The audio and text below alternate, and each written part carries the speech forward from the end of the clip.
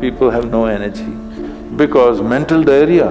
You eat bad food and then try to stop diarrhea, it's not going to work. This much you do. Tonight before you go to bed, keep it down and go to bed.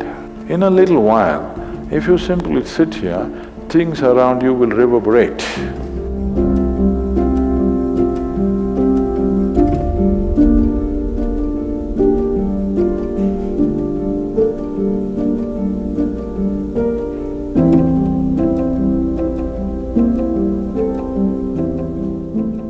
Is it possible to do it without using specific mudras, whatever?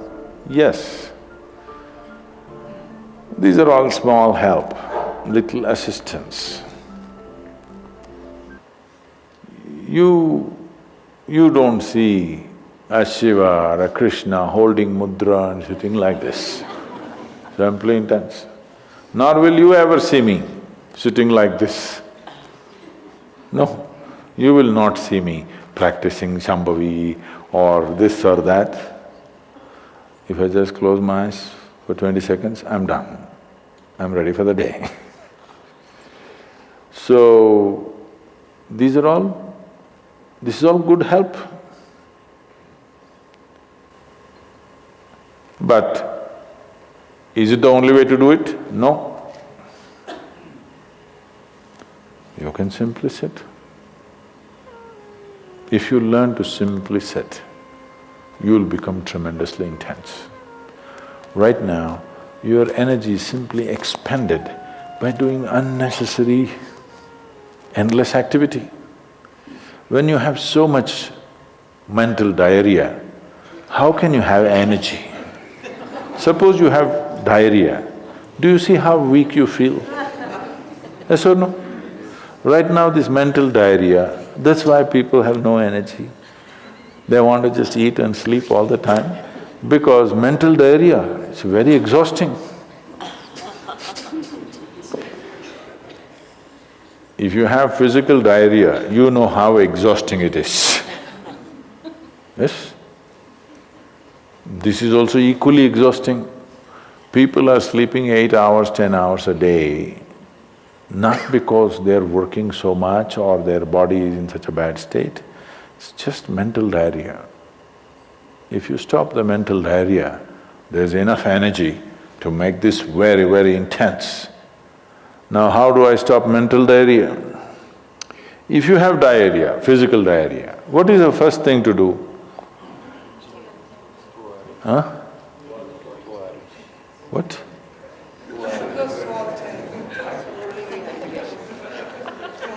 Yes, run to the toilet, I know that.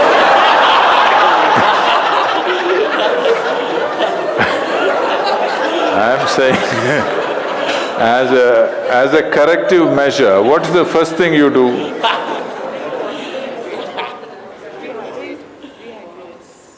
No, as a corrective measure, what is the first thing you do? First thing is stop eating, right? Yes or no? But diarrhea means in some way we've eaten something that the body doesn't want. It's trying to throw it out. Yes? You've taken something inside which the body doesn't like, it wants to throw it out. First thing is, stay away from food for some time. You eat bad food and then try to stop diarrhea, it's not going to work. So similarly, bad food for the mind is just this. You have gotten identified with things that you are not. The moment you get identified with things that you are not, mental diarrhea is inevitable. It's bad food for the mind. Now it will run endlessly, do what you want. You do any damn meditation, you say Shiva, Rama, it's not going to stop. It's not stopped, isn't it? Because bad food is being eaten every day, you're getting identified with more and more things and you want to stop your mind, you do whatever kind of circus, it is not going to stop. If you disidentify with everything, if you understand what is you and what is not you, If you keep a little distance from that, mind will become still. If you want, you can use it, otherwise you can keep it. Now my hand is there, if I want I can move it, otherwise I can keep it. This is a useful hand. Suppose it starts jumping like this. You clearly know there is some kind of an ailment, isn't it? Yes or no?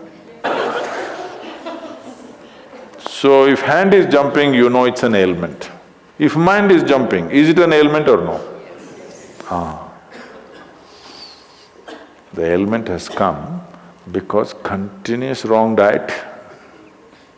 You tell your mind that I am this, I am this, I am that, I am that. It's having diarrhea. You stop giving it wrong food.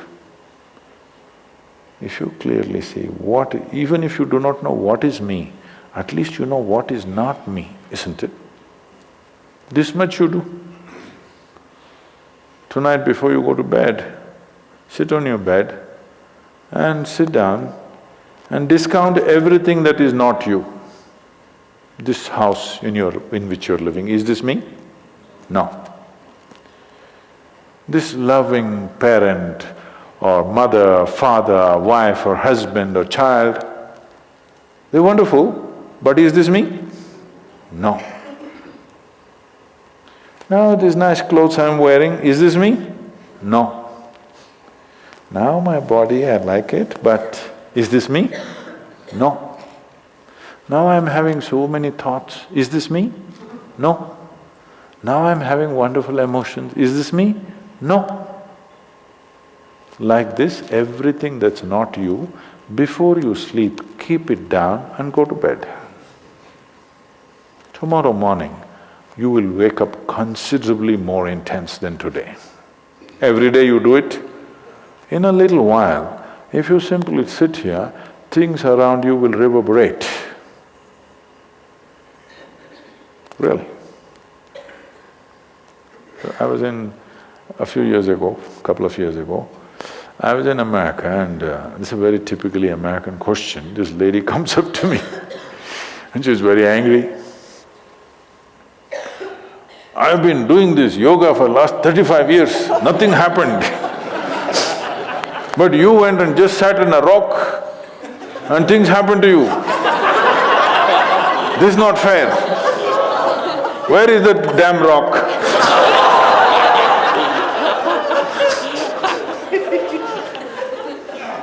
She thinks it's the rock which did it.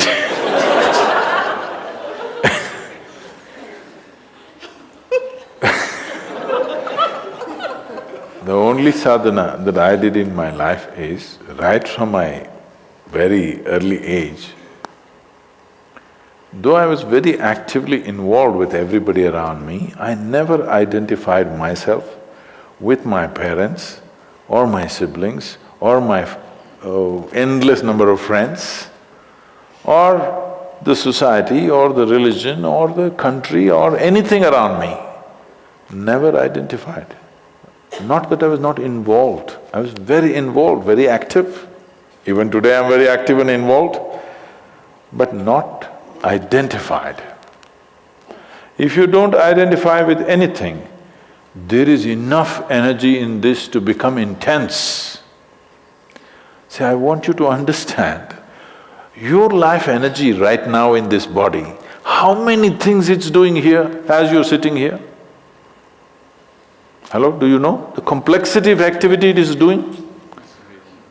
Every cell in the body, your liver, your kidney, your damn spleen and all kinds of stupid things that we cannot even figure even today. Yes? Just see as you sit here, how many things this energy is doing. Obviously it must be intense to do all this.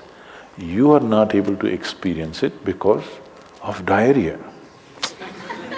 When you have diarrhea, that's how you feel, isn't it? Yes or no? So that's how it is. Stop the diarrhea. Stop eating bad food, diarrhea will stop. Once diarrhea stops, there's enough energy in this to sit here and reverberate in a very intense way.